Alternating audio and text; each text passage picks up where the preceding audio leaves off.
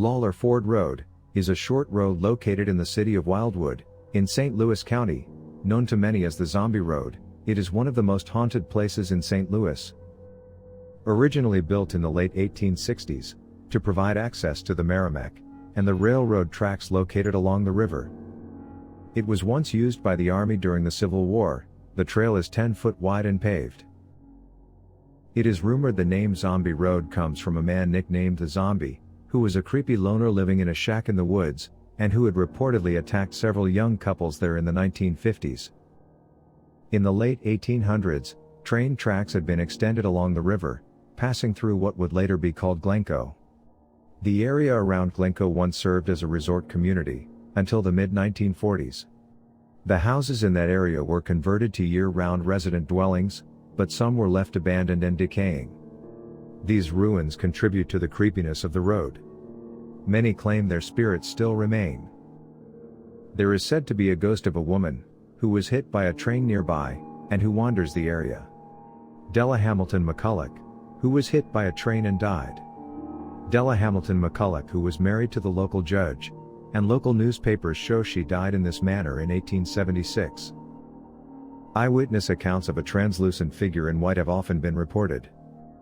Called the railroad ghost, the figure walks up the abandoned line, and then disappears, or it glows with a bluish-white light, and disappears when people try to approach it. Many claim this may be the ghost of Della McCulloch.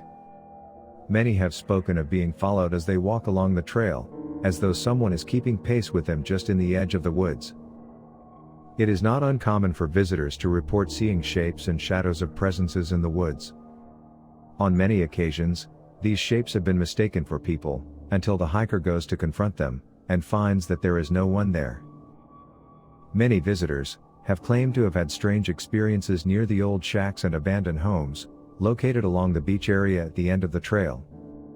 One of the long-standing legends mentions the ghost of an old woman, who screams at people from the doorways of one of the old houses. There have been a number of photos captured, showing a large number of dark figures in the woods, watching the road. It has been said that these are the souls of children, from a nearby orphanage who were never given a proper burial. The Exorcist House. One of the most successful horror movies of all time was William Friedkin's The Exorcist. It was the first horror film nominated for an Academy Award for Best Picture. It earned 10 Oscar nominations in 1974. But what many people don't know is that the story, written by William Peter Blatty, was based on a real case of demonic possession. It was based on a 14-year-old boy named Roland Doe. Roland allegedly spent time with his aunt, who was a spiritualist, and she taught him how to use a Ouija board. After her death, Roland reportedly used a Ouija board to try to contact her. Soon after, strange things started happening to young Roland. In an effort to find answers, his family brought him to St. Louis, where they had relatives. After arriving in St. Louis, Roland's demonic possession became more intense, including shaking beds, word carvings in the boy's skin, noises, voices, furniture moving, and many other horrifying occurrences. The family reached out to St. Louis University Hospital, and it is said they moved the boy to the rectory of the St. Francis Xavier College Church, on SLU's campus, where he underwent weeks of exorcism rituals. Finally, afterwards, the boy seemed to be free of the evil possession.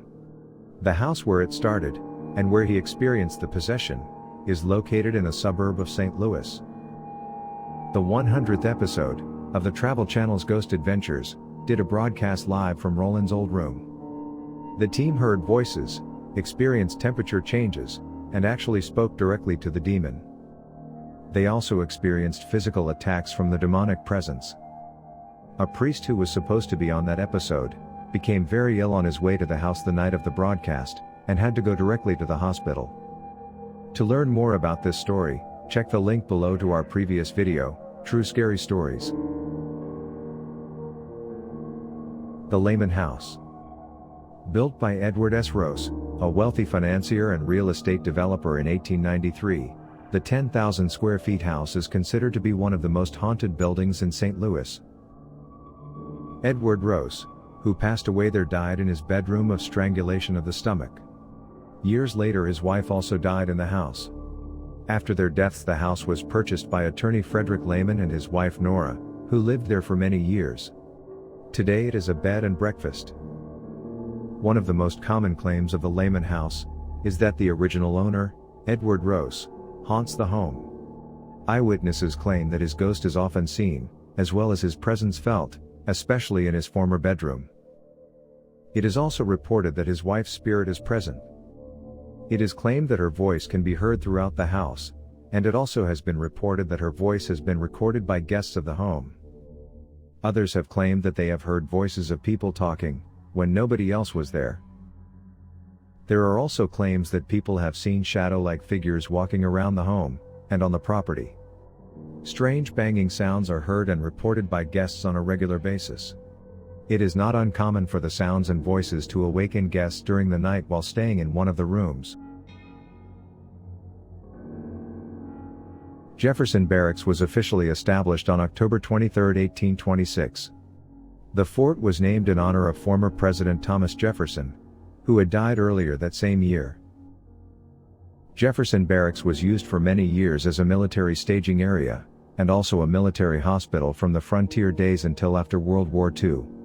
In January 1922, President Warren Harding ordered a section of Jefferson Barracks to become the home of a veterans hospital, which opened in March 1923. The physicians here were given the task of caring for wounded and disabled soldiers, and the hospital began providing regular treatment for veterans until the base closed down. During the years of its operation, the building became known for the presence of ghosts. A national cemetery is also located there and was established in 1863. There are over 188,000 graves located there. The cemetery consists of 41 historic military buildings, and is reported to be haunted by a number of ghosts.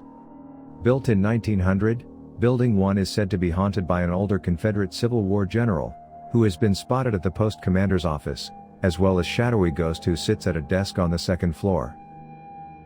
In Building 25, lights have been known to come on by themselves, and in Building 29, witnesses have reported footsteps, flushing toilets and a voice yelling, "Dismissed." And in Building 37, it is said to be haunted by an apparition, and in the former arms room, a ghost sentry has been known to appear. Several of the soldiers who stood guard here reported seeing a ghostly figure, who would occasionally appear, and the spirit was said to have a bullet hole in his head, running red with blood. According to the story, the ghost was a sentry whose job was to guard the building, and who had been killed years before when a raiding party attempted to steal munitions from there.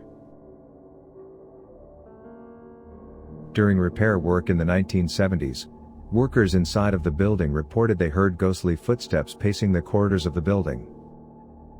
One night, a man who was working on some training records for an upcoming inspection, heard someone walking around on the second floor above his office. He didn't think that anyone else was in the building, but it simply sounded like another soldier working upstairs. He never bothered to check on it. Later though, more footsteps joined the first set, and the noise became very distracting as he tried to finish his reports. Finally he went upstairs, but when he got to the area where he believed the sounds had been coming from, the room was empty. Then after he returned downstairs to his desk, the footsteps started again. Tell us what you think in the comments below, and let us know if you have any ideas for future videos.